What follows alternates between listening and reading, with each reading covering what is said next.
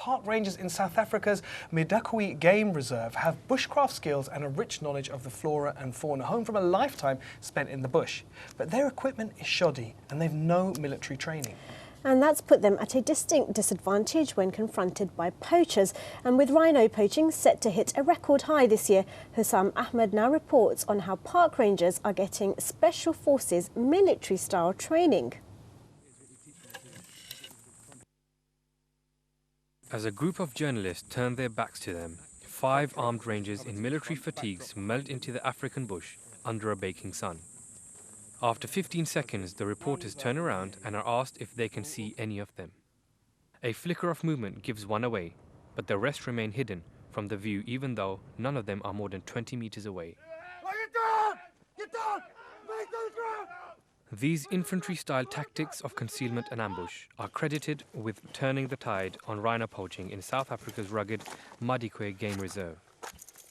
The training is being overseen by a former British Special Forces soldier. He has kitted out the rangers with state-of-the-art equipment and given them 3 weeks' worth of military training in just 6 days.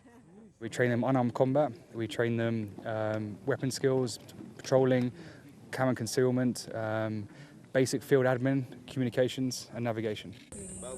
The rangers are mostly rural Africans who don't have the skills needed to confront well-armed poachers who are often backed by international organised crime syndicates. One of the guys had no boots to fit him. Some of the guys didn't have socks. Not all of them had matching uniform. They had one set of uniform, they couldn't wash it. So for 20 days they kept that on and they stank and then they washed it and that's what they did. Given Nemani is a 26-year-old ranger who says the training has changed his life. All we had is just bush experience. We didn't know how to handle a rifle properly. We couldn't shoot perfect. We didn't have that much combat skills when it comes to maybe, let me say, we hit contact, what to do, how to react if something happens. But after Ellen and them came in, yeah, they changed our life a lot. The numbers suggest that the strategy is working. Since the training began in April, the park hasn't lost a single rhino. It's absolutely heartbreaking for me that somebody can come into my backyard and kill and hurt and maim these animals that are doing nothing to them, just standing around. They have there's no value to a horn except in the value we put on it financially at the end market. The animal needs it. The military has deployed elsewhere in South Africa to tackle the rhino poaching problem. In the Kruger National Park, former Special Forces soldiers joined the ranks of park rangers. Rhinos are being gunned down in a wave of poaching to meet soaring demand from newly affluent economies in Asia, most notably Vietnam and China. The animal's horn is highly prized as a crucial ingredient in traditional medicines. What a horrendous sight. Such a beautiful, noble animal being treated like that. Awful. Well, look, we're joined now by native South African Joe Roberts from the Wilderness Foundation UK, who works on numerous projects which aim to preserve animals and the wilderness. Hi, Joe. Thank you very much for joining us. I mean, that was a stark image we saw at the end of the clip there. Now, I've got some figures here. I understand that as of last week, 825 rhinos had been poached in South Africa, compared to 668 in the entire previous year. Why has there been this increase recently? Well, I think it's down to money, and it's down to a growing affluence in the East, unfortunately, and it's starting to become seen as one of those luxury items. So what's happening now in South Africa is becoming increasingly driven by a very sophisticated sort of army, I suppose, of poaching units. Small guys on the ground to do all the work and then some big people behind it. And it is unfortunately the sign that with growing wealth comes a decimation of one of our most iconic species on the planet. Terrible. And we're seeing some success stories there. We saw this British former army officer who's going now and helping to train park rangers. But success stories like that are rare. And, you know, this park that we looked at is quite a small park in South Africa. Absolutely. You know, realistically speaking, we can't afford to put that many boots on the ground to do this kind of work, can we? Well, I don't think we should ever say we can't afford it. I mean, I think charities like the Wilderness Foundation in South Africa have got their Forever Wild program. They are working really, really hard in a whole range of things, equipping these kind of rangers to get out there and be able to do their jobs. There is this kind of funny anomaly in South Africa. of a lot of wealth and a lot of poverty at the same Yeah. time.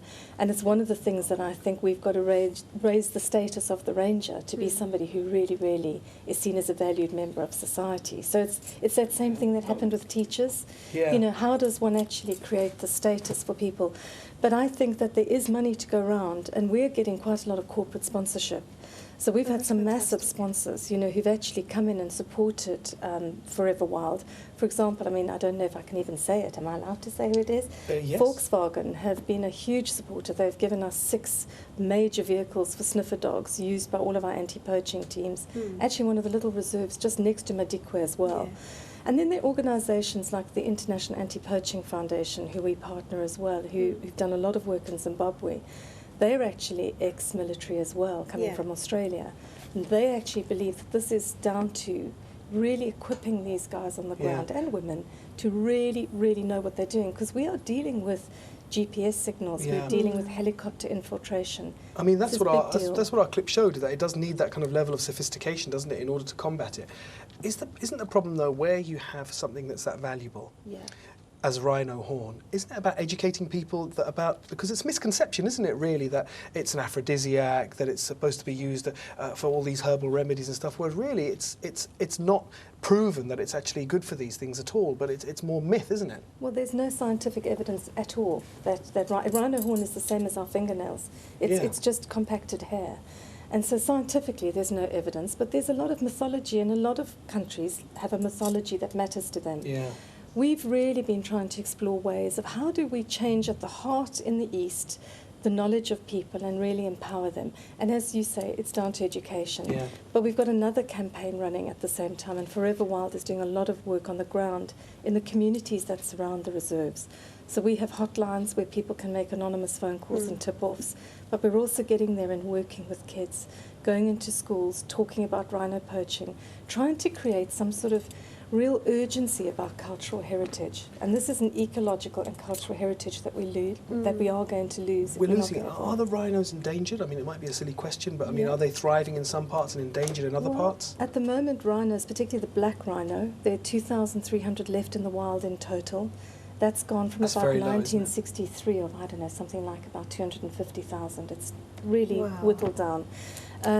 But actually, they are now under IUCN registered as critically endangered. And that means that within the next 3 generations, 80% of that species will have gone.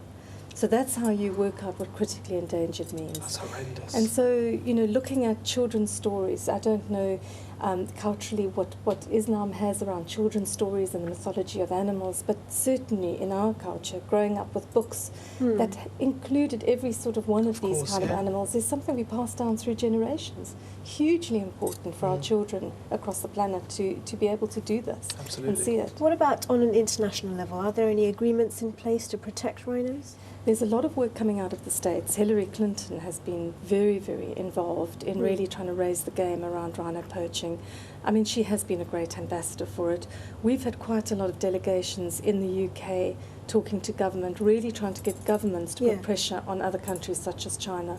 So there is a lot going on underground and sort of under the covers of trying to put pressure on to really make a difference. You know, I was looking at all sorts. I'm into any way that we can find, and it's trying to find that popular figure that can maybe change people.